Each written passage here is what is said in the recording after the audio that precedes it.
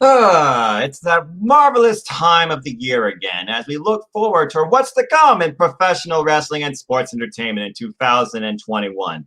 Hello, everybody, and welcome to the first WWE predictions video on my simple YouTube channel. My name is Noah Foster, and I am just a simple man. If this is your first time, I welcome you to this platform and welcome you to what's to come from WWE's 2021. While I wait for my guest to arrive, allow me to just bring you in some brief details on what's to come and what this is about. Over the year 2021, NoDQ will be hosting their own predictions league that I am happy to be part of the team for, but I will be cordially inviting you to compete against us. Let's see if the Galaxy can surpass the team, as I will be hosting the NoDQGalaxy Predictions League as well. It's the team versus the Galaxy, as we see who could be the overall winner at the end. And who knows, there might be something for you. NoDQ Teespring certificate, like maybe 5 shirts. Maybe I'll get you a Slammy. I haven't figured it out. We're working the details. But anyway, we're going to talk about the Royal Rumble today. There's been some brief updates as well. And of course, this is the first stop on the road to WrestleMania. As of course, after this, we have the Elimination Chamber and Fastlane. I will say one nice change about this versus last year, no showing country redacted. Although I know people have extreme fears regarding what could happen tomorrow evening. But let's go ahead and keep it positive and try and figure out what good could actually happen. But that being said, while we wait for my guest, let's go ahead and look back at this past week. I must say that Raw, for once, I actually kind of enjoyed. I did not think it was that bad at all. There was some decent stuff towards it. The wrestling made sense in some parts, but there was still a lot of illogical stuff with it. I thought the whole Bliss turning back into her old self and all of a sudden being emo Bliss was a bit weird. But then again, if you're into that paranormal activity type thing, I guess that's up your forte. I'm not a big horror movie buff, so I mean, it's not so much for me. But I thought that the end angle was fitting and entertaining because it's not the first time anyone RKO'd a woman. Just saying. With that being said, you move on to SmackDown, and the first hour was really strong, and then it just went down the hill from there. We had a one-on-one. No, we had a 6-man. No, we had an 8-man. No, we had a 10-man. No, we had a returning non-suspended Braun Strowman come out of nowhere and destroy everybody. I'm like, what? Okay, that was a little weird, but I guess you can't do an over-the-top rope battle royale to show who could be the strongest participant in the Royal Rumble. You just do a cluster wild card tag team expedition to show everybody that's involved in the Rumble and see if anybody can believe if any of these people are valid candidates to win. With that being said, look at this year's Royal Rumble and last year's Royal Rumble. I actually do believe there are more potential winners in both Rumbles this year. I don't necessarily think it's just literally consolidated down to one person. So that does make me excited. And of course, I'm happy to participate again, once again, in the Rumble pool, led by, of course, the longest reigning Wrestling Trivia Challenge champion of all time, Greg Cherry. And I must say, I feel a little happy about my numbers, and then stuff happened, and I'm not. Shout out to Brando, the Gaming Championship. Great mod, great friend. It looks like he has a pod here. What's he got here? Here we go, Goldberg with another championship match. Yeah, it does seem to be the stigma nowadays. What's weird, he wasn't involved in a championship match towards WrestleMania 34. He was involved towards WrestleMania 33. He was involved towards it in last year's WrestleMania, and now he's involved towards it again. I don't understand this mentality of Vince McMahon constantly relying on part-time players and old school wrestlers for that big pop, that big draw. It almost makes like a whole year's worth of work for the great young up-and-coming talent in today's roster of WWE. And again, that is the most in-depth, extraordinary roster of talent ever seen in this business. It's like their work's all for naught. They want to pursue this. This is the ultimate goal, the ultimate dream, being a part of WrestleMania, getting the WrestleMania moment. And all this work just tossed to the wayside for a person that shows up one time, gets paid 5 times more than them, just to hold the title hostage. It's really kind of sad, honestly, and it feels like, okay, why are you there? But I guess there are other outlets as well that lead to people, you know, doing their own thing, I guess. So I guess people make the best of it. I guess people become complacent in WWE, but at the end of the day, it's a job and they provide for their family. So I'm not going to, you know, diss it, I guess, or critique it because I don't work for them. And honestly, I'm sure if the talent had the free range to say what they want, I'm sure that they would share all their disagreements with this. I mean, Mustafa Ali, he had a live mic on Talking Smack, and he kind of did a lot with it. So there you go. Anyway, I also want to look at 205 Live because I feel like 205 Live is finally becoming what I thought it was meant to be as soon as they started merging with NXT, and that's NXT Light. We now got females and males participating on 205 Live, and maybe that's just because they're really putting themselves in the corner with this tag team classic. But the thing is, 205 Live is about people 205 and under, okay? Clearly, some of these participants have not been under 205 pounds. They're literally using 205 Live as an NXT Light platform to push forward storylines, matches, and talent, I guess, to a degree. I thought Zoe Stark was pretty good on 205 Live to push the Dusty Cubs, because clearly they want to set up both finals, I think, come TakeOver, and they're running out of time. Rest in peace to Vince McMahon, brother. Yeah, I don't care how despicable of a human being you think somebody is. Family is family. We're all human at the end of the day, flaws and all. He lost his brother, okay? Even that has to show some shred of humanity and even the most vicious and evil of people. And I think it basically showed this week because he was not involved in the products this week. Again, it was Kevin Dunn, it was Triple H, and it was Michael Hayes and Paul Heyman. So again, my deepest condolences and prayers to the McMahon family. I mean, I can only imagine what it feels like losing your brother. Thankfully, I still have my brother, even though me and him, we live in two different worlds, and he don't even live here anymore. But I still care about him and say hello, just saying. But yeah, that is a rough pill to swallow, losing a family member. So my deepest condolences to Vince McMahon and his family. All right, with that being said, let's go ahead and bring in my guest. Perfect timing. Couldn't time that better. Hey, how are you, sir? Good to see you. Yeah, I see. You came in right on the bringing my guests. I tried to use the green screen feature. I've never used a streaming platform before, so it did look good. So mime the green in the back. Hey, you know what? It's a simple background. I appreciate and respect that. And Sonny, at the end of the day, I'm just happy to work with you again, bro. This is going to be a lot of fun.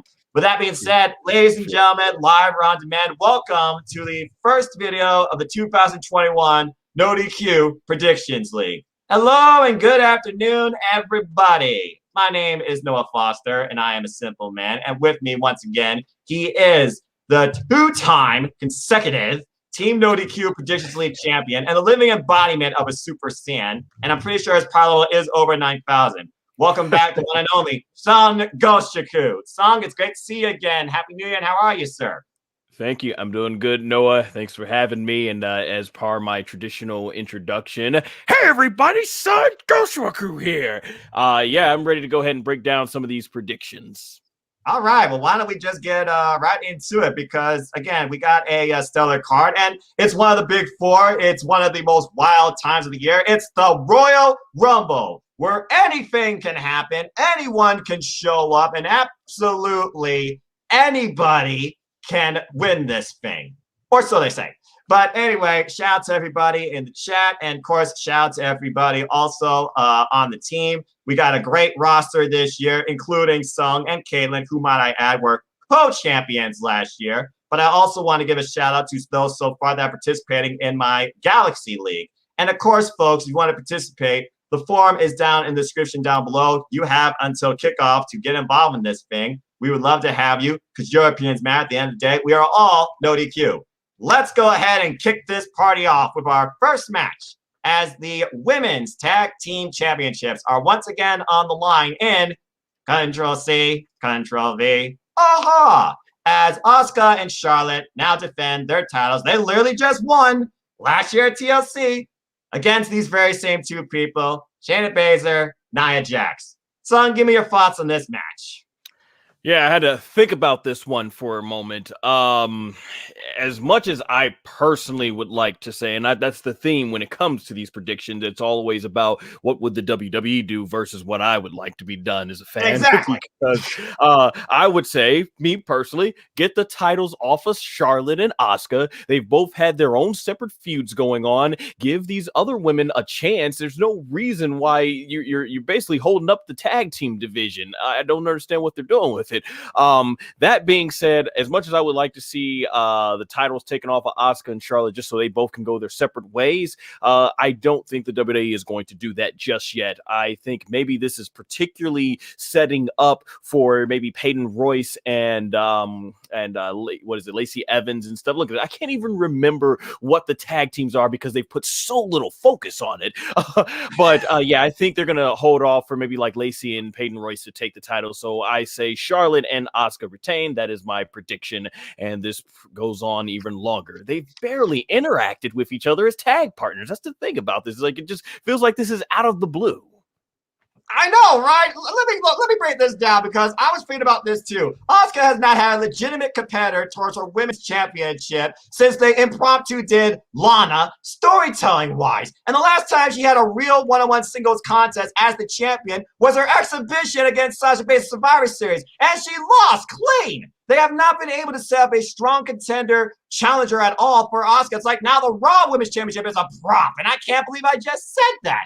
Literally, we need to set up something for Asuka. Now, the only reason I believe that Charlotte and Asuka are the women's tag team champions because Charlotte just returned, got to protect the queen. There was no way she was losing that freaking match. That was predictable as the day is long. But Charlotte, she's already got this budding feud now, it seems, with Lacey Evans going basically with her father in her own favor. And now you got Nia Jax and Shayna who like, I don't like you. I do like you. I like bringing people with you. Are we going to continue this thing? I'm going to cost you the Royal Rumble, blah, blah, blah. And then they're like breaking arms and just taking apart Mandy Rose and Dana Brooke. Honestly, I see Mandy Rose and Dana Brooke contending next for these titles and maybe being our next champions, but I don't see it against Charlotte and Asuka. I'm actually going against you. I think that they're going to put the titles back on Shayna Baszler and Nia Jax because they have absolutely nothing else for these two. And last year, Shayna Baszler was number 30 in the Rumble. I don't see her winning this year. Sorry, Megan. With that being said, I'm going with title change, and I can only hope this means that now Asuka can focus on maybe something bigger solely after the Raw Women's Championship based on what happens at the Royal Rumble, because that's what this should be about. As for Charlotte, they're always going to have something for her. But Shayna, Nia, they need something. Boom, there's your props. There haven't been real women's tag team champions since the friggin' Iconics. There, I said it. All these impromptu teams, Peyton Royce with Lacey Evans, Mandy Rose, Dana Brooke, they're not legit. This is one of the dumbest things ever. It's like these titles cannot find a fitting pair that's a real tag team. Well, I do know at least a couple of tag teams that could work, but they're in NXT. Come on, do something right with these for once. But I digress.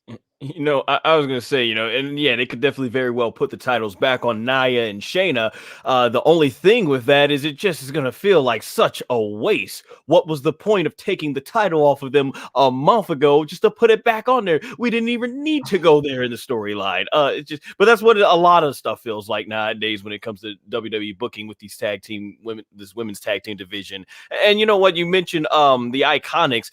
Never felt they got a fair shake as tag champions. Like they never got presented in a way to make them seem as serious contenders. They were treated like comedy acts, and I think it's just put down the whole prestige of the women's tag team titles. So it's like they don't know how to book these. And the sad part about it all is there's so many talented women on the roster. Why? Yeah, and it's like they're not doing anything with like half of them. I mean, seriously, why? But I digress. Bottom line, raise the game, raise respect to tag team wrestling, especially women's tag team wrestling. This match, I don't really care about this match. I have little or no interest in this match. I see the titles changing hands, but I wish that the Icons were taken more seriously. And to those that don't appreciate the Icons like JDNY, up yours. Anyway, moving on. All right. Now, let's go to the match that I do care about because, again, it is still the most freaking compelling story. Although people are probably annoyed that the fat is not on Pierce, it is once again the family man himself, Kevin Owens. As Kevin Owens now goes round 3 with Roman Reigns for the Universal Championship. Only this time, it's a last man standing match. Now, I feel like people already see the writing on the wall. Roman Reigns has to retain the title because people think Roman Reigns has to go into WrestleMania with the title because they still want to do Roman Reigns versus The Rock, which is highly unlikely to happen this year, in my opinion. But the way that they've gone about this, Kevin Owens being destroyed but then coming back out of nowhere with a swerve by Adam Pearce. Now you got Adam Pearce who kind of made this whole match happen. People thinking that Adam Pearce could come into play and work for the tribal chief. There's a lot of different elements I see that could go down this match that makes it very interesting. And can Kevin Owens overcome the family with Jey Uso? And now it seems Apollo Crews. I'm more intrigued how they get to the end game here, but yes, I do see Roman Reigns retaining the Universal Championship. But again, it's about two things here, family and stay down. And both these men are going to fight for both, to keep the other down, and of course, their families. Sung, take it away. Your thoughts on this match. What a go-home angle, by the way. Yeah, no, so let's see here. Last man standing match. Is that the one they had last time when they were at the Rumble like 3 or 4 years ago? Last man standing match, wasn't it? So yeah, this is another round. Roman, Kevin Owens, they have proven that whether it's babyface Roman versus heel Owens or vice versa, they have tremendous chemistry and can absolutely tear the house down. My only problem with this story is that they went right into the next match the week after their TLC match. So it felt like this had to drag on for a long time. They should have just built up to the Rumble if they were going to do 2 matches. By the time we've had 3 matches, WWE tends to spam so many matches, and we know the match is going to be great. And they did take us some different twists and turns, whether it was going to be Nakamura or Adam Pearce, which I think story-wise would have made a much more interesting build-up, but the match will deliver, and I think it'll be tremendous. And I did enjoy the segment with Roman basically going like, "I'm out of here," boom, change the channel or something. That was pretty funny. Roman's been fantastic, and Kevin Owens has been fantastic. I believe it will be another tremendous, great match, and I'm looking forward to mostly finally seeing Roman move on to some fresh new challengers. But yeah, I mean, we already know what to expect. It's going to be great. I just wish they didn't blow through so many matches in a short period of time. But yeah, the tribal chief Roman Reigns takes this, and I believe this will be a nice, great match to conclude their feud for now. Yeah, and hopefully for the long term, because again, it's like bang, bang, bang. We're just going right back into the same old pairing here. And again, while they added different wrinkles to the story, it's the same result, and I'm sure people are tired of seeing the same result. You can rewrite a story all you want, but if the ending is the same, what's the point? It's not going to sell. Brandon Game of Champion basically echoed our same sentiments. He said, "This feel like same people never end. Never ending story." That's a good book, by the way, and movie. But anyway, yeah, and hopefully this means now Kevin Owens can move on to something different. I've liked him in this babyface role, but personally, I just think Kevin Owens is better as a heel. But again, that's just my brief thoughts on that. But again, don't bet against Roman Reigns. Simple as that. All right. Excuse me for 1 second. God help us. Again, Aaron Rives says it's not about what we want, it's what we think is going to happen. Well, I'm going against that because I swear I don't want to happen. I don't want what I think is going to happen. God help us. It's freaking Goldberg again. God. Okay, maybe I'm getting a little bit. No. This makes sense because why?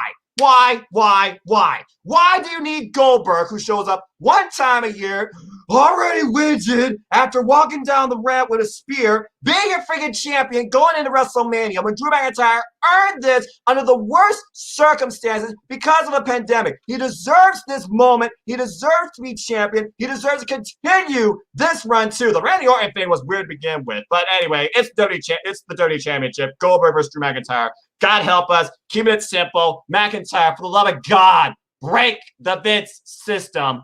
Please retain. Some of your thoughts.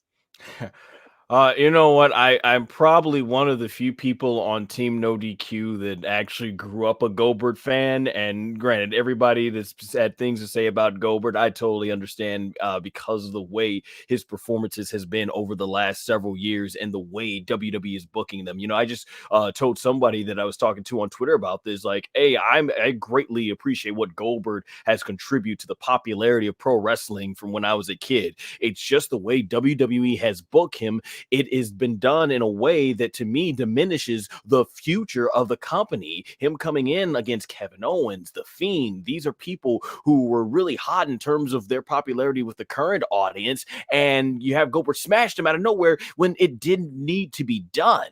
And I'm thinking long term, Goldberg's not going to be here for the future. These guys are going to be here for the next 10 plus years. And I don't want to see Goldberg win the championship. I will not be surprised if Goldberg walks out, because I've learned, unfortunately, when it comes to WWE nowadays, you have to expect the worst. That way, you're not left disappointed. Or if they do go out and do the right thing, you at least are left pleasantly surprised.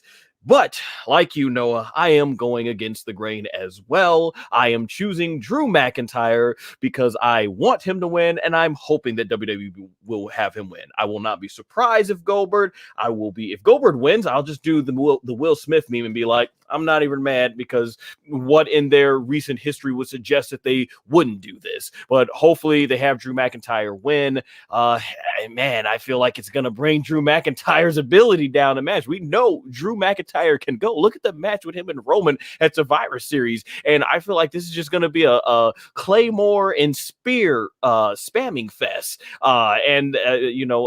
We know Drew is much more capable of that. So let's get the match in. At least if one thing is guaranteed, whether we like the result or not, the match will be short. But I do think Goldberg has value in the sense that he is a big name from the start, from the past, and that was the reason why I was okay with the Fiend last year. I'm like, sure, bring in Goldberg. The Fiend can beat him. That's a big name that elevates the Fiend, because I always like to think of it as you take the audience who watched back then, they come in to see Goldberg, and they're like, oh, this new guy that beat Goldberg is pretty cool. I might want to stick around. But you have Goldberg win and squash him, they'll be like, well, this is the reason why I don't watch anymore. These wrestlers just don't compare today with Goldberg and other wrestlers from back in the day. So hopefully at the end, they do the right thing, have Drew beat Goldberg, let this further cement Drew's legacy. And I personally would like to see Goldberg in one more match against The Fiend, because I think The Fiend needs to avenge that loss from last year. And that's my thoughts. Redemption.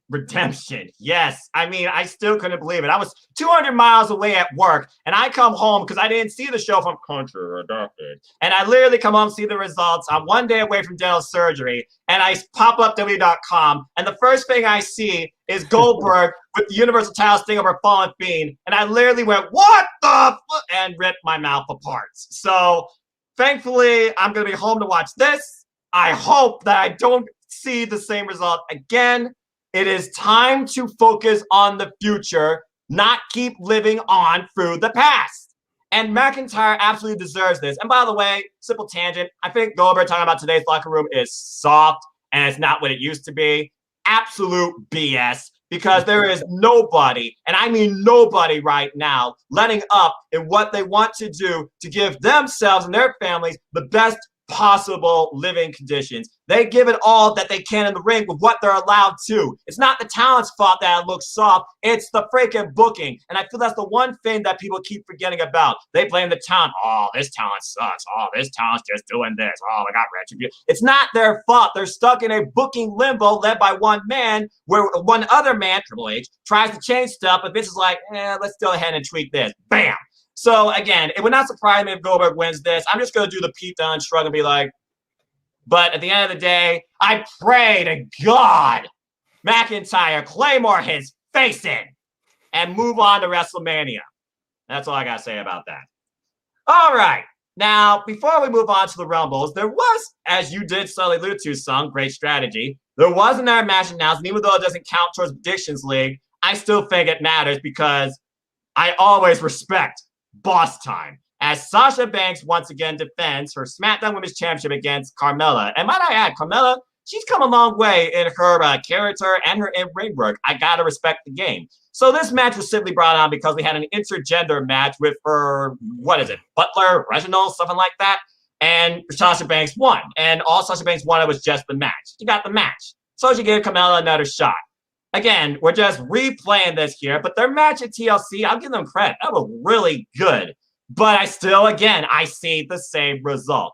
And the thing for SmackDown is versus Raw, I see a lot more potential challengers for Asuka, and hopefully that does happen out of Royal Rumble. But there's only one real big money match I see right now for SmackDown for Sasha Banks as champion. And honestly, that's why I believe, regardless, Sasha's going to retain. Your thoughts on this? Yeah, this is the same thing going on to me when it comes to Roman and KO. These ladies absolutely had a fantastic match, both on the SmackDown that would happen, I think, a couple of weeks before TLC and at TLC itself. But it should have been the end of it. Instead, they went on and continued to drag it on to the Royal Rumble. Would have much rather seen another woman be built up to face Sasha at the Rumble. But I think these ladies are going to go out there, tear the house down again, have a fantastic match. And yes, Sasha Banks retains. So that's who I'm going with because there is a very big money match that I think will be great. And I'll get to more of that during our Royal Rumble match predictions. But, you know, the way they've presented this storyline is just...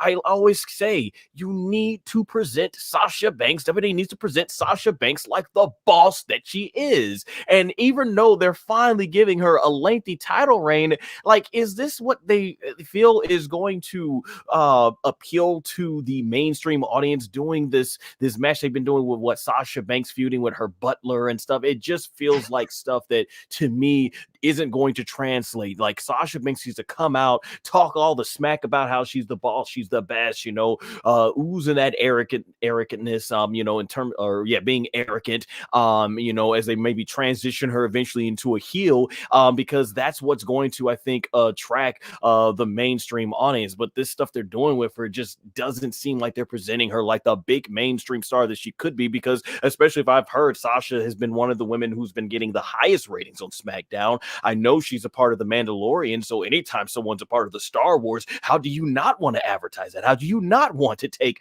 advantage of that and say, hey, one of our stars is in a Star Wars franchise, something dealing with the Star Wars franchise? That's a big deal. Present Sasha Banks as hard as they were presenting Becky Lynch. That's what I feel. Instead, it's like they've had her playing cat and mouse with, like I said, with Sasha Banks' butler. And like, come on, we need to get here and present her like this big mainstream star, or, you know, at least present her like that way.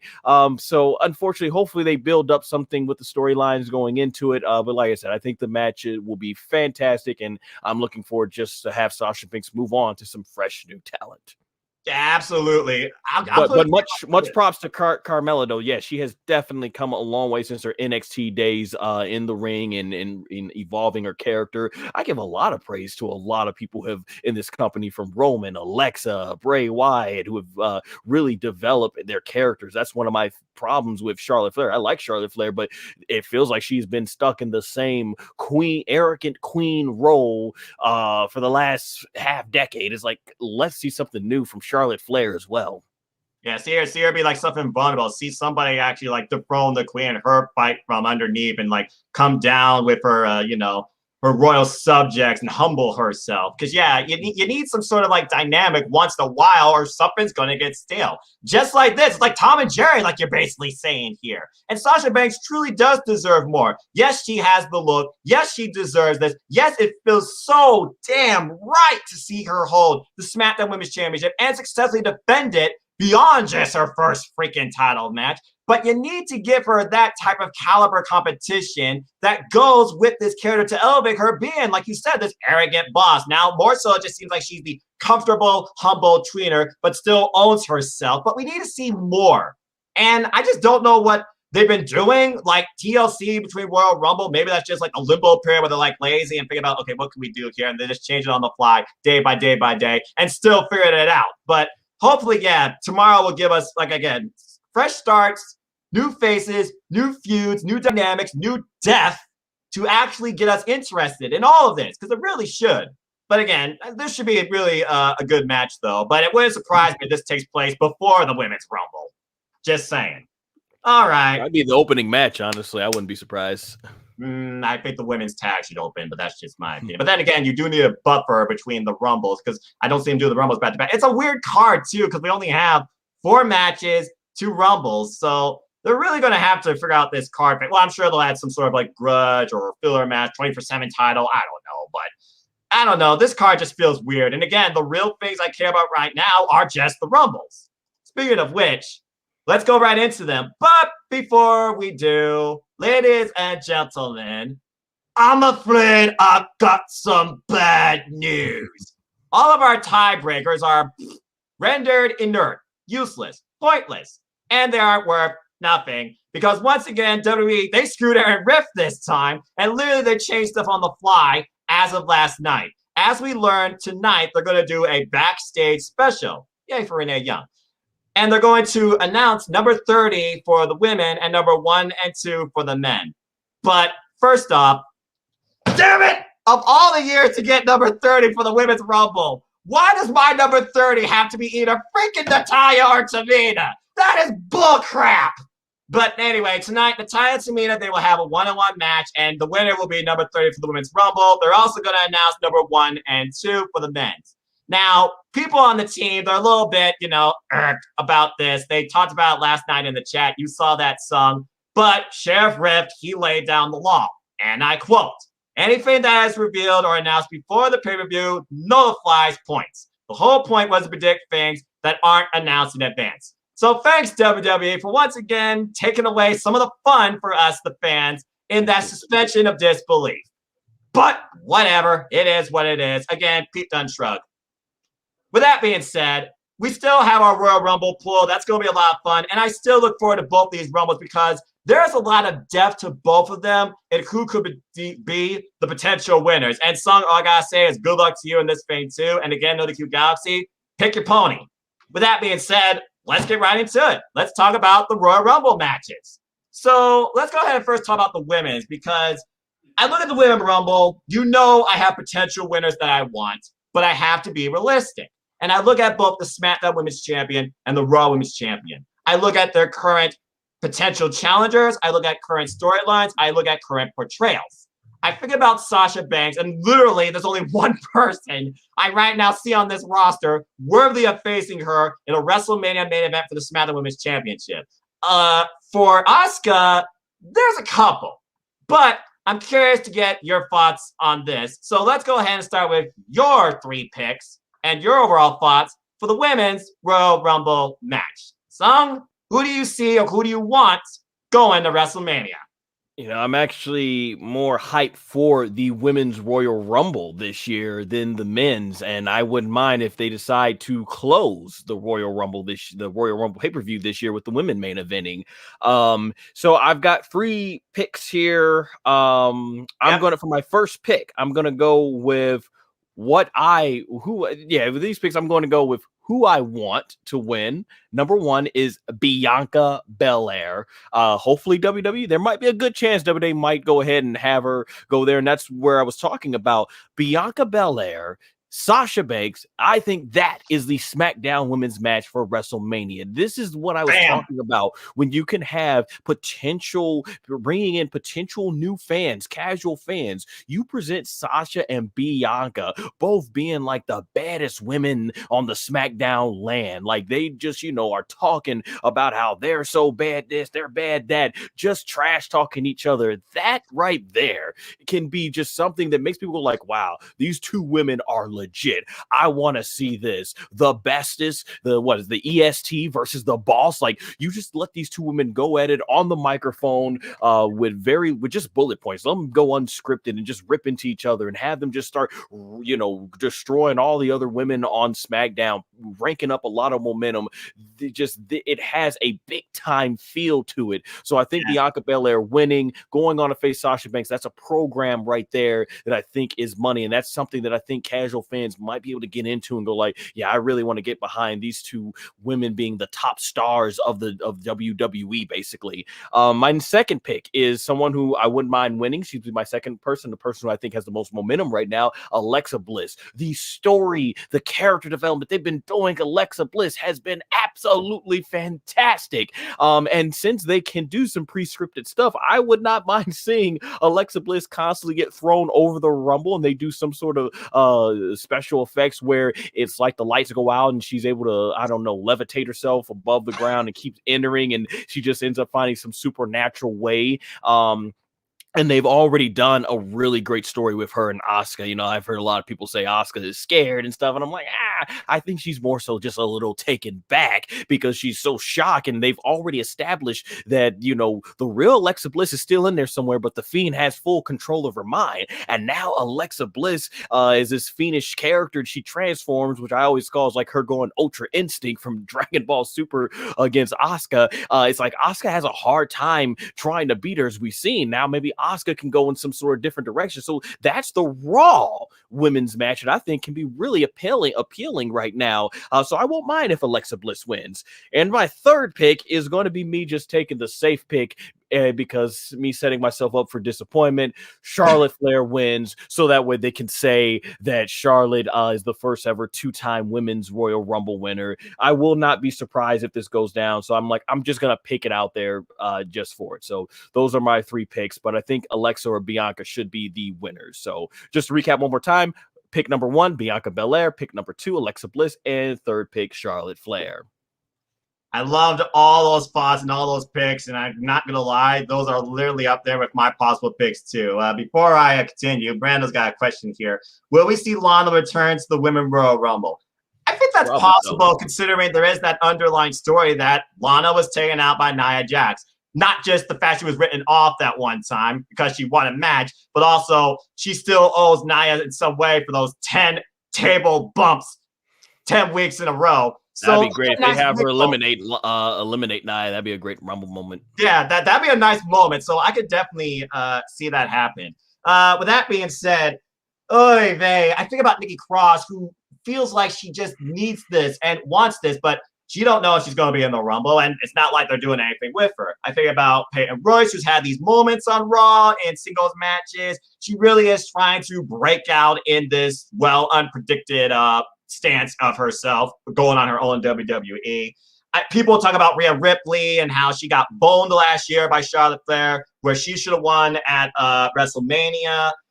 And then, of course, now that underlying tale of Bayley and Bianca Belair, maybe the two costing each other. We saw the match on Friday night. Bianca Belair won, smack dab, clean middle of the ring, vulnerable arm and all. And again, WWE logic would dictate, okay, she won this, she's going to lose this big-time match. Well, as the great late great Alex Trebek once said, end of a match is not a foregone conclusion. But I gotta agree with you on all 3 of your picks because those are literally the big money matches and the only big money matches I see if you don't rely on talent coming back. And I'm sure people are like, Ronda Rousey, she should come back.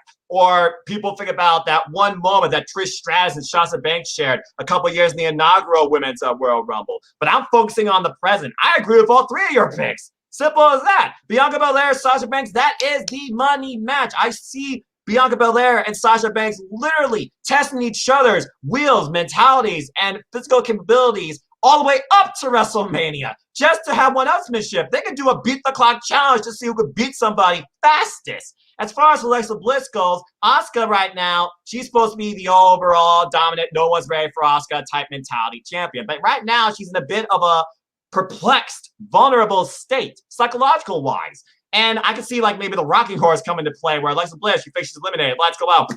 Oh, she's just rocking on a rocking horse, just gets up off and it goes right back up on the apron. And people are like, what the hell? Because I can see Bliss going from, her little Firefly Funhouse Bliss to emo Bliss during this Rumble and wrecking shop. And of course, because again, nobody beats the Queen. You gotta involve Charlotte Flair somehow being a potential winner in this. But right now, I literally can see it right now, whether blind lights the theme or not. The money match is WrestleMania. It's Bliss versus Asuka and freaking Belair versus Banks. I agree with all 3 of your picks right down the middle. Before we even started, those are my picks to begin with. I was wondering if you were going to say anything different to try and sway my judgment or surprise me. And as much as I want to see Shayna exceed, because again, Shayna, last year at WrestleMania, I thought she was going to win. They're going to keep doing this thing with Shayna and Nia for the foregoing future until those two have a singles match and one destroys the other. So, yeah, I agree with all 3 of your picks in this order. Belair, my primary. Bliss, secondary. Charlotte, third. It's as simple as that. All right. It's at least if Charlotte wins, you get some sort of points at number 3. I guess. And you mentioning Nikki Cross just reminds me of how much I can't stand that the WWE just dropped that storyline with her from being completely emotionally traumatized over what's going on with her best friend to just the next moment just skipping around and catering in the back. And it's like, what? Like, there was so much development from last year from where Nikki and Alexa started to where they are now, and you just don't finish the storyline. There's so much they could have done with that. And you mentioning their man, yes, there's so many women on here who could definitely benefit from winning the Rumble.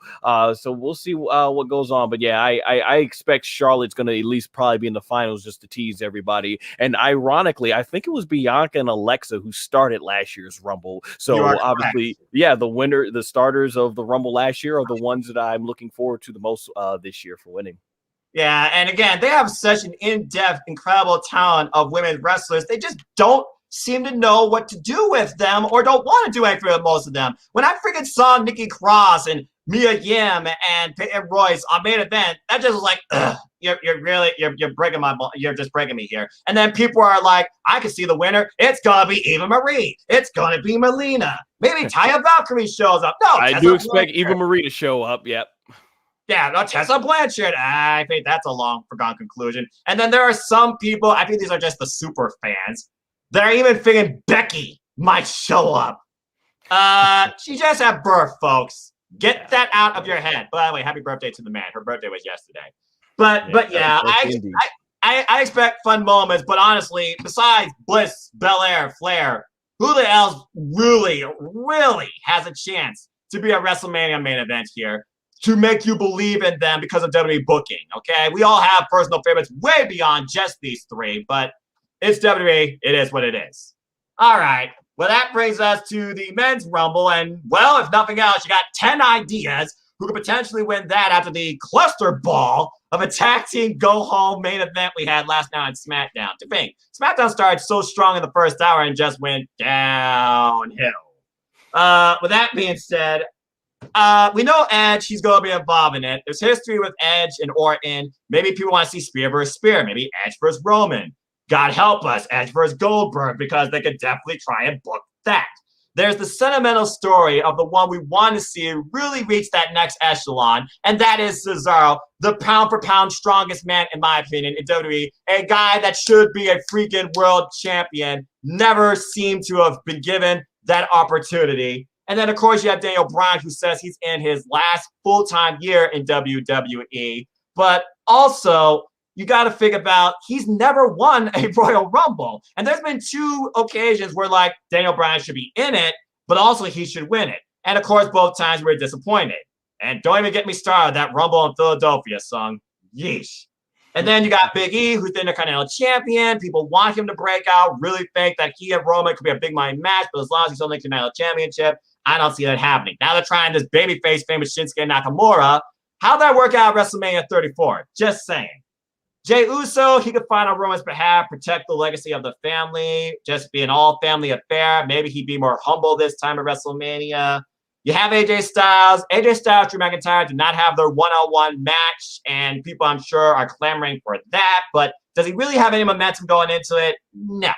Sheamus, Keith Lee, they're their own program at this point. I don't see either one of those men winning. Keith Lee had a great match with McIntyre for the title on Legends Night, but lost in that effort too. And Sheamus and McIntyre, a battle of friends sounds awesome. I could see that happening more so at Fastlane. CM Punk is not returning. Get that out of your heads, folks, okay? CM Punk to WWE confirmed. Not happening. Braun Strowman looking like Big Show now. He showed up. He wrecked house. I see him being eliminated because he's going to be a big threat. And we've already seen Strowman as champion. Didn't work out so well. And honestly, if they revisit Strowman versus Goldberg again, I might not watch WrestleMania. Okay? Brock Lesnar, he's one of those that I have in the back of my mind only because I recently went back and watched that go-home promo last year from Paul Heyman where he said, this is not a prediction, not even a spoiler, it's a promise. Next year on the go-home Raw, you know who's going to be here? Brock Lesnar with the title. But what title? And is he going to have a title or go for a title? And with Paul Heyman now being special counsel and Roman refusing to not work without Paul Heyman, it'd be an interesting dynamic, but I just don't see Brock Lesnar, let alone opening a mic on his own.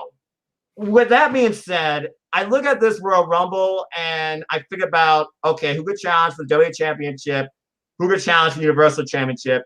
What do I see the Royal Rumble, though, more so storytelling-wise, leading towards? I see the Universal Championship being set up out of this. And it goes back to really what started the KO program in the first place. Kevin Owens wanted to be a tag team with Daniel Bryan. Daniel Bryan gets assaulted by Jey Uso.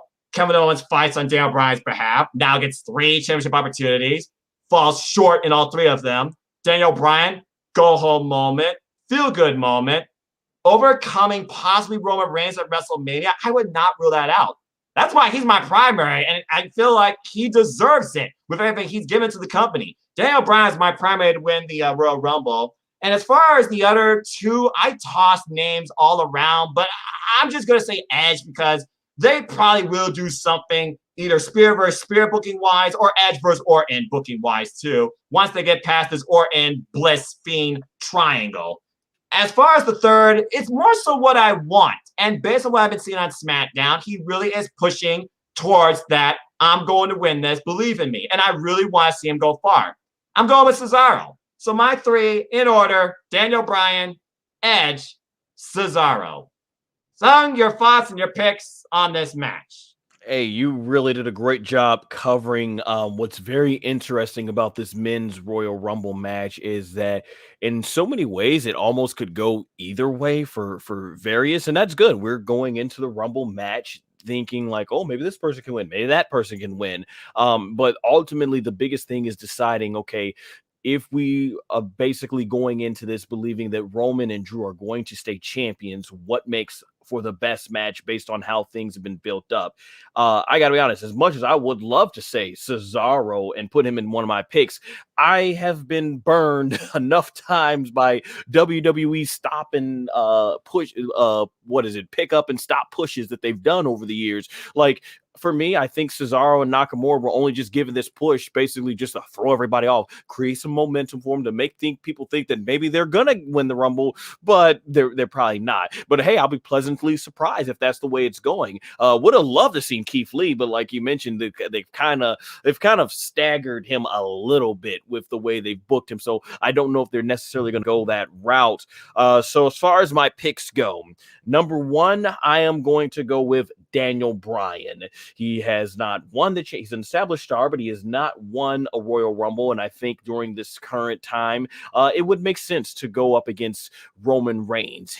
They can go back to their awesome match from 2015 Fastlane and really build the story up. And I could see Daniel Bryan doing the job to Roman, but it's done in a very great way. Or if they do want to swerve and give Daniel Bryan one last big win of glory before he calls it a career in terms of his full-time activities in the ring, I could see that going either way. So I'm going to go with Daniel Bryan as my first pick. Number 2, I am going to go with the returning Edge. And by the way, I want to mention that I'm okay with Edge being announced ahead of time because they've done this twice already. 2010, 2020, big surprises. And currently, as we head into the first ever pandemic Rumble, it just wouldn't have that same feeling. Even if we did have audience there, it still wouldn't be that feeling because I think most of us expected Edge to come back. The first 2 times we weren't sure. But yeah, Edge is someone I could see winning, even though I would not like to see him win a second. I don't want to see anybody at this point win another Royal Rumble that's already won. There's so much talent on the roster. But I could see where realistically, maybe they want to do a big match, a feature match like Edge versus Roman or Edge versus Drew McIntyre. You know, I noticed he no-sold Randy Orton. Usually I'm bad. I can't stand when WWE does that, but I'm fine because I'm done with Randy versus Edge. Talented, yes. They've had 2 good matches, particularly that last one at Backlash was great, but Edge is only going to be around for a limited time. I want to see him in there with new people that we've never seen before with the limited amount of time we probably have left in Edge's career. So I could see Edge winning just so that way they can create a big match. Number 3, Honestly, I mean, at this point, because I hear there's some sort of scary finish they've got booked, and at this point, I'm like, I kind of just don't care for my third pick because I'm like, the people that would be pleasant surprises like Keith Lee, Cesaro winning, I just don't have faith that WWE would go that route. I'll be pleasantly surprised, like I said, if they do go that route. So I'm just going to pick number 3. Brock Lesnar comes out of nowhere, and just after everybody does all the heavy lifting, he comes out at number 30, tosses everyone out in the Rumble, or the last 2 guys, and there you go.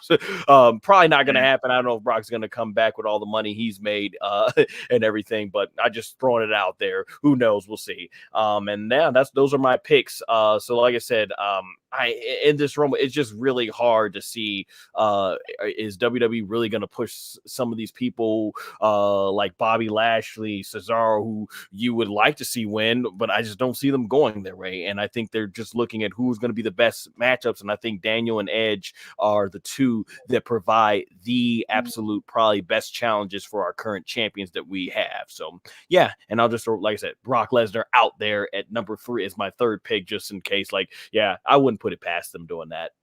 Yeah, again, that's why I mentioned Brock, but I just really, really, really want to see something before he's done in WWE. Something for Cesaro, because damn it, he deserves it.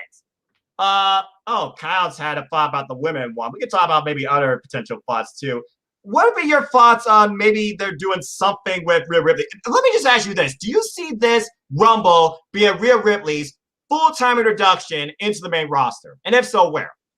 Yeah, I think they'll have Rhea Ripley come out and have a great showing.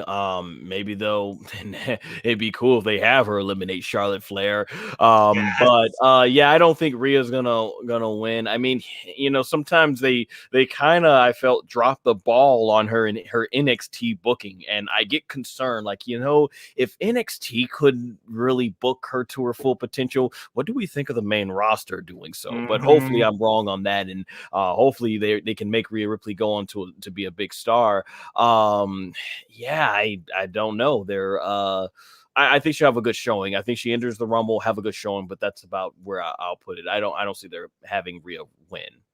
Yeah, I don't see Rhea being one of my potential winners either. I would love to see them revisit Flair and Rhea, and that being the way that Flair is eliminated. But again, this underlying story of Flair and Evans, I'm pretty sure that's going to be the story in the Rumble. These 2 are going to eliminate each other. I can see Flair somehow distracting her own daughter, being involved. Lacey eliminates Flair. Flair goes on a tirade, slaps her father, and then goes into the ring. So we've seen that before. Takes out Lacey. Both women cost each other. Boom, impromptu match, Elimination Chamber. Just cuts. As far as Rhea Ripley goes, yeah, it was just really bad. Ever since WrestleMania, where she was like the highs of highs. Again, Charlotte Flair did not need to win that match, all right? And ever since then, Rhea just has not fully recovered. And it looks like she was written off NXT after Raquel Gonzalez choke bombed her through the stage and basically claimed, now this is my division. I'm the most dominant badass in it. As far as the men go, there was one other name that someone did mention to me, but I don't know. And I guess there is that history, but I don't see him winning. But this would be interesting if he did return with Burn It Down. Son, your thoughts on Seth Rollins? Oh yeah, I've heard a lot of fans mention that they could bring Seth Rollins back once again. Like I said, when it comes to someone who's already won, Seth got his win a couple 2 or 3 years ago. 2 years ago, WrestleMania 35. Yeah, so I mean, I'm fine there, and there is great potential with him versus Roman and playing off the Shield and where they are and stuff like that. But yeah, I could see Seth Rollins making his return in the Rumble, but I don't see him winning. And like I said, I just don't want to see anybody who's already won. It's a different time. I know back in the day, Hogan and Austin won multiple. In fact, my all-time favorite has won 3, but I don't know. Yeah, definitely. But I think as WWE has gone throughout the decades, they've added so many people on the roster now where it feels like, we can only have one Rumble winner this time around. It just feels better because it's just the roster's so bloated now. So I think one Rumble and then just call the day from there and let someone else win, especially now that we have 2 world championship matches. So there's always a way to get somebody back in the main event. Yeah, I mean, if you want that big ratings pop to bring somebody back for a special attraction, I can kind of understand that logic. But with the depth of the roster, if you really want to pursue this idea that this is forever. You need to build new stars and quit relying on the freaking past. So honestly, I do hope for the first time this year, we get 2 fresh first-time Royal Rumble winners. And again, picks Bianca Belair, Daniel Bryan. I want to see it done. And it's as simple as that.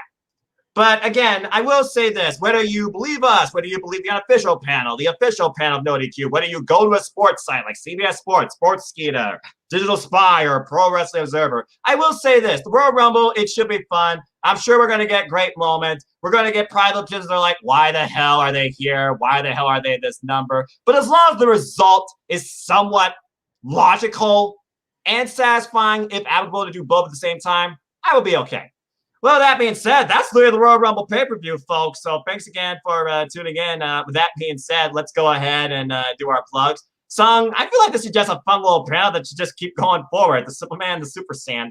It's always a pleasure chatting with you, man. I really enjoyed this. Is there anything you want to plug in, promote, and where can people find you? Yeah. Basically, you can find me here on YouTube, Twitter, Instagram, and Facebook. YouTube is where my main content all goes. Spelled SONGOSHUAKU, as you can see right there. Yeah. I've been working on a short film. I call it Battleception. It's inspired from anime. So if you want to see the live action anime inspiration, I wrote, directed, edited, and doing everything with the story for the past 8 years. Still working on the film, but yeah, you can check out the trailer to that along with behind the scenes that I have for the update. I just reached the finals of the Now Voice This competition. Didn't win it, but I have all 5 of my entries there. So if you want to hear my voice acting and everything and all the different stories that I wrote with that, check it out. And also WWE reviews, going to have the Royal Rumble review up this. I do all the big shows, so I'll be having a review of the Royal Rumble available either around midnight or the next day before Monday Night Raw. So definitely go ahead and check that out. I'll have links all in the comment section. That being said, Noah, thank you. It has been an absolute pleasure. I think we did this last time for TLC. It was great. If I can't make all the shows, at least definitely maybe for the big shows for sure, and everything. And hey, I'm looking forward to having some fun. It's always great working with you and all the great folks of NoDQ. So let's have some fun. I think at the end, Aaron Riff put it best in his review for SmackDown last night, where he said we're either going to be very disappointed or very pleasantly surprised. He said something along those lines, and that's what it is. The show can go either really bad or really good. To WWE's credit, the last few years, ever since like 2018, it's been pretty good when it comes to the Royal Rumble. So hopefully they can keep that trend going. And everyone who's watched this, thank you so much. And definitely check out everybody in NoDQ and stuff. Great, a lot of great opinions. You may not agree, you may agree or disagree with someone, but hey, we all are going to have our different opinions, and that's what it's all about. Wrestling fans coming together and discussing what they like and didn't like. Hey, man, at the end of the day, we're all just fans of our own design. Brando with a comment here. Will Miz cash in Money in the Bank? And happy birthday, Drake Maverick. Drake Maverick, by the way, is one of my all-time favorites. Rockstar Spud, Drake Maverick, Two Black GM. Meeting him at a SummerSlam and holding the 24/7 sign. Seeing his instant character disposition from happy-go-lucky Drake Maverick to just because he never got the 24/7 title. Yeah, he was great in Impact Wrestling. I'm glad he got to shine in WWE and that he didn't get let go. Yeah, me too. I think he and Killian Day is a unique pairing, but I still hate their theme song. As far as Brando's question, nah, we don't need that at the freaking Royal Rumble. Although, this is wild. I will say this. If Miz does cash in on Goldberg, he might become my all-time favorite superstar. Hey, you know what I would like to see this time if Miz cashes in? It would be great if when Miz cashes in, let's say, okay, once again, John Morrison cashes in for him, and Miz actually wins the championship, and then Adam Pearce goes like, no. If we're not going to count you losing your Money in the Bank cash in because John Morrison cashed in for you, we're not going to count you winning either. You gotta pick and choose. So this match restarts by you cashing in. So I thought that would be great. That would be hilarious. That would be, and then people be even more confused by WWE logic. I feel like the moment Miz received the Money in the Bank briefcase, people literally lost their minds because loophole, John Morrison cashed in, it didn't count. Are you kidding me? That is such bullcrap. But whatever. Oh my gosh. Again, sometimes you just need to laugh at constant stupidity. It's the only way you're going to survive madness in this world, especially WWE booking. Thank God I'm not a writer for them. Anyway, Thank you again, Sung. It's an absolute pleasure. And folks, hey, there's the Colin, Cleaver Con Andrew. By the way, Con, congratulations on recently hitting 500 subscribers. Sorry I'm late. It's been a bad day at work. It's all good, man. We hope to give you a fun time. And if you weren't able for the live thing, we hope that you enjoyed it on demand. Again, man, we all got those bad times, hard times. We got to grind and do what we have to do to provide for ourselves and our families. Do the work. Keep your head up. Keep your spirits up. And more so, folks, always that during this pandemic, especially. Well, folks, you want to know more about me, though? Know this. I am just a simple man and a lifelong fan of wrestling. So follow me, NoDQ.com/Noah, Instagram, Twitter, YouTube. It's nfoster1916. Follow all my friends and their affiliate platforms. Support NoDQ. Support the Cleaver Con Andrew. Whole kitchen staff put on me money. Jeez. That is full of insanity, brother. I'm sorry. Well, again, quality is only as good as the people you truly entrust. And again, people, they're a dime a dozen. Again, when it comes to quality of service, it's almost like a fleeting term anymore. So I hope that you're able to bounce back and reset, man. You can get this done. Not by yourself, I'm sure, but you can get this done. You'll get this figured out. Again, I give you praise, Colin, for carrying in such a tough situation, man. That takes a lot of strength to keep on pushing through something like that, man. I've been at work before where I was the only one to try and carry a whole department. So man, I've been down that road, dude. Keep your head up, man. Keep your head up and keep going strong. Yeah, we got you, brother. Yeah, I just thought about something too, going off topic. Where the hell is Andrade and Aleister Black? Yeah. You know, what did they always, what's that line? Creative has nothing for them, probably, until we get to the Rumble, because they need some bodies to fill in there. So I wouldn't be surprised if they show up in there. Let's be honest, Sung. They're gonna need bodies from NXT to fill up the women's Rumble, more so than the men's Rumble. Okay, that poster alone was pretty much their roster with Raw and SmackDown. All right, there's no way they got 30 women among Raw and SmackDown for the women's Rumble. It's not possible. All right. That's all I got. I'm not sure how many surprises they can fly in this year with the whole pandemic going on and everything. And then you can't replicate that with a virtual crowd. So I'm perfectly okay with them just using the talent they got, honestly, this year. Yeah. Never give up, everyone. You're damn right. And his name is John Cena. And I don't see him showing up either. Okay. That's another name I didn't even think about. But I don't see John Cena showing up for the Rumble either. What about you, son? You think John Cena shows up at all?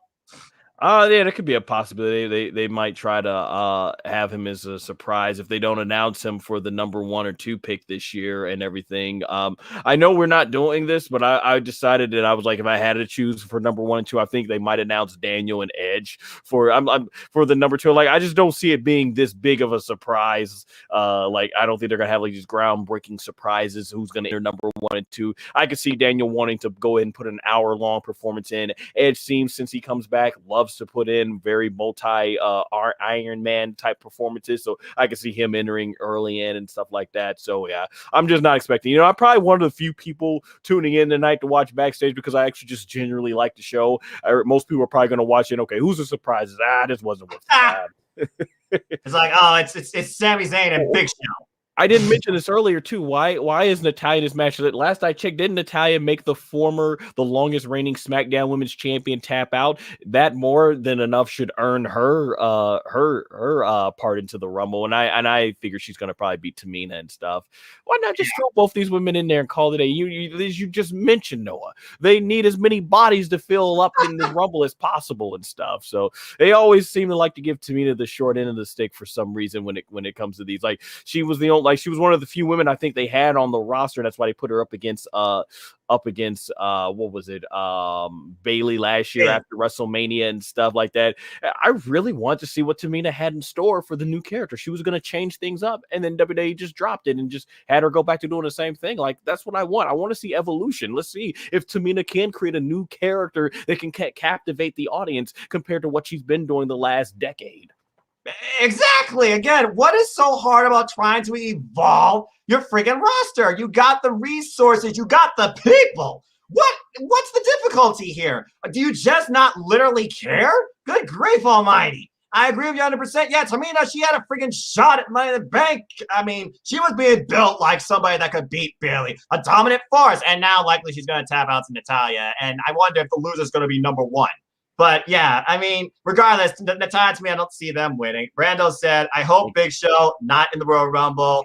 Comblies last night, AJDB would be great. So they're either going to give us a great athletic start or a comical start. That's the way I see it. That's why I went like Sami Zayn, who's got the cameraman, talking about, I'm the true Intercontinental Champion. I bring justice. I am the great philosopher and the philanthropist. I will lead this division, this brand. Well, and then Sami Zayn gets knocked down in front over the top rope. Hey, Colin, I agree with that. They definitely would make a great number 1 and 2. You know, and also I was gonna say, I just wonder if they're ever gonna do something really super wacky. Like, imagine if they were to bring CM Punk back, have the gobbledygooker come out and eliminate everybody and go on this tear in a rumble, and everybody's raging, and then he takes the head off and it's CM Punk. That would be hilarious. Just people's reaction going from 1 to 100 real quick. So I always hope maybe one of these years they do something wacky like that, and do a troll with Wade Bear. He's under roster. I'm still waiting for that CM Punk music hits. You got to do it when the audience is there, but have Wade Bear come out in like CM Punk's hoodie, far off shot. Then they zoom in on the face. He's like, expecting someone else. I'm afraid I've got some bad news. I'm still waiting. Yeah, they recently got American citizenship too. So congratulations, Wade Bear. I miss bad news bad. Okay, that was fun. He do the giant podium thing, give bad news, man. Whatever they threw at this guy, he always got it over. Exactly. I mean, come on. Again, they dropped the ball on it, okay? But hey, it's cool to hear him back in NXT. But if anyone shows up as Gobbledygooker, it's going to be Drew Gulak. He was the last Gobbledygooker, okay? And that's another guy that I hope really gets a push as well. We could just fantasy book and talk about it like every day about what we want to see as far as who we believe deserves an opportunity, deserves a chance, what we think should happen with this type of person, et cetera, et cetera. I see R-Truth running in when he's not supposed to be freaking in the Royal Rumble. He's got the 20% title. He runs under the bottom rope, runs away, comes back in later, and literally we have a weird elimination spot where R-Truth eliminates himself. There's a lot of fun stuff that could happen here. Maybe the winner of the Rumble is celebrating the ring, and R-Truth comes out, and he's like, wait a minute, I thought I was number 31. There is no 31. Oh, my bad. That's something they haven't done. I thought when they did the ladder, when he ran out and got the ladder and climbed all the way, and he realized once he got to the top, everybody like that was probably one of the funniest things they did with R-Truth. That was hilarious. That was pretty hilarious. Like, where's the Money in the Bank briefcase? It's the Royal Rumble. My bad. Just gone. It'd be interesting if Kane showed up, being one of the most consecutive time Royal Rumble entrants ever. I think he's actually coming for like a weird meet and greet here at my city's mall next month. I had another thought, but I lost because I was laughing at the R-Truth thing so much. That was so damn good. Oh, I tell you. Again, and that's the fun here, okay? We try and make this fun as possible. That's what Royal Rumble should be. And shout out to my friend Meacham, part of ATW. I don't want to see the boogeyman. There, I said it. Good. Okay? We don't need to see the boogeyman, all right? Boogeyman and Fiend face off. I don't see that happening this year, maybe next year. Do you see like Bray Wyatt coming back as, freaking Wakanda, and then I forgot to mention, Bray Wyatt was one of the people I was thinking and considering of putting in there. Like, it'd be cool if him and Alexa win. But see, while I can see Alexa taking on Asuka as the Raw Women's Championship match for Mania, I just don't see them putting the Fiend against either Roman or Drew. That's something that I think they would rather build up towards. And realistically, once Bray takes on those guys, it should be at a point where it's like, okay, Roman and Drew have been champion long enough. Go ahead and have Bray win the title. But yeah, that's something where I can see. I think at best he enters the Rumble and eliminates Randy. But yeah, he would be somebody I wouldn't mind seeing win the Rumble. It'd be funny. It's like so much of what went on in 2017's Rumble is going on now. Bray and with Bray finally winning by eliminating Randy this time. That would be cool. I think the Fiend might return and eliminate Randy in this. That's what I think.